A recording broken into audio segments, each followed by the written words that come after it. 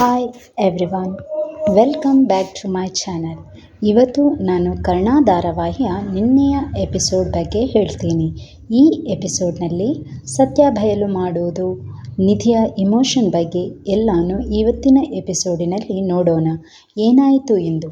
ಈ ಧಾರಾವಾಹಿಯಂತೂ ಟ್ವಿಸ್ಟ್ ಮೇಲೆ ಟ್ವಿಸ್ಟ್ ಕೊಡ್ತಾ ಇದ್ದಾರೆ. ಇನ್ನು ಈ ಧಾರಾವಾಹಿ ಯಾವ ರೀತಿ ಮುಂದೆ ಸಾಗುತ್ತದೆ ಎಂದು ನೋಡುವ. ಮತ್ತು ನಿಮಗೆ ನಾನು ಈ ಎಪಿಸೋಡ್ನ ಬಗ್ಗೆ ಹೇಳ್ತಾ ಹೋಗ್ತೀನಿ. ಇಷ್ಟ ಆದರೆ ಸಬ್ಸ್ಕ್ರೈಬ್ ಮಾಡಿ, ಲೈಕ್ ಮಾಡಿ, ಶೇರ್ ಮಾಡಿ.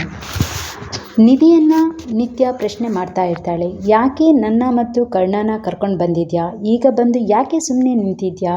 ಏನು ಹೇಳು? ಕರ್ಣನು ಹಾಗೆ ಕೇಳ್ತಾ ಇರ್ತಾನೆ. ಆದರೆ ನಿಧಿ ಮಾತ್ರ ಸೈಲೆಂಟ್ ಆಗಿರ್ತಾಳೆ. ಮಾತಾಡು ನಿಧಿ, ತಮಾಷೆ ಮಾಡಬೇಡ ಎಂದು ನಿತ್ಯ ಹೇಳ್ತಾಳೆ.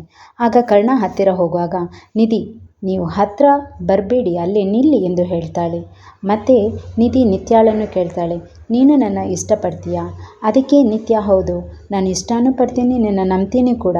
ಹಾಗಾದರೆ ಯಾಕೆ ನನ್ನಿಂದ ಎಲ್ಲನೂ ಮುಚ್ಚಿಟ್ಟಿದ್ಯಾ? ಸರ್ ಪ್ಲೀಸ್ ನನ್ನ ಹತ್ರ ಮಾತಾಡಬೇಡಿ. ನಾನು ನಿನಗೆ ತಾಯಿಯ ಸ್ಥಾನ ಕೊಟ್ಟಿದ್ದೀನಿ. ಯಾಕೆ ನೀನು ಹೀಗೆ ಮಾಡಿದೆ? ನನ್ನ ಹತ್ರ ಎಲ್ಲನೂ ಗುಟ್ಟು ಮಾಡಿ ಯಾಕೆ ನನ್ನಿಂದ ಮುಚ್ಚಿಟ್ಟೆ?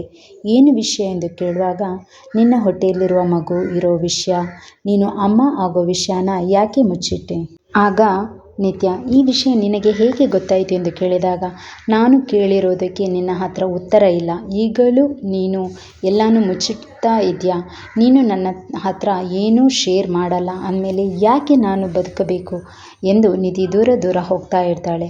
ಆದರೂ ನೀವು ಇನ್ನೂ ಸತ್ಯ ಹೇಳ್ತಾ ಇಲ್ಲ ಎಂದು ಹೇಳ್ತಾ ಇರ್ತಾಳೆ. ಈ ಕಡೆ ಮನೆಯಲ್ಲಿ ಕರ್ಣನ ತಾಯಿ ಟೆನ್ಷನ್ ಆಗಿರ್ತಾಳೆ. ಯಾಕೆಂದರೆ ನಿತ್ಯ, ನಿಧಿ, ಕರ್ಣ ಹೊರಗಡೆ ಹೋಗಿದ್ದಾರೆ. ಯಾಕೆ ಎಂದು ಒಂದು ಗೊತ್ತಾಗ್ತಿಲ್ಲ ಅನ್ನೋ ವಿಚಾರದಿಂದ. ಇಲ್ಲಿ ನಿತ್ಯ, ಕರ್ಣ, ನಿಧಿ ಸಮಾಧಾನ ಮಾಡ್ತಾ ಇದ್ರೂ ಅದಕ್ಕೆ ಒಪ್ತಾ ಇಲ್ಲ. ನೀವು ಸತ್ಯ ಹೇಳಿ ಎಂದು. ಆಗ ಕರ್ಣ, ನಿಮಗೆ ಕೇವಲ ನಿತ್ಯ ತಾಯಿ ಆಗಿರೋ ವಿಷಯ ಮಾತ್ರ ಗೊತ್ತಾಗಿರೋದು. ಅದಕ್ಕಿಂತ ಮೊದಲು ನಮ್ಮಿಬ್ಬರ ಮಧ್ಯೆ ನಡೆದಿರುವ 3 ಗಂಟಿನ ರಹಸ್ಯ ನಿಮಗೆ ಗೊತ್ತಿಲ್ಲ. ನಮಗೆ ಮದುವೆನೇ ಆಗಿಲ್ಲ ಎಂದು ಹೇಳ್ತಾನೆ.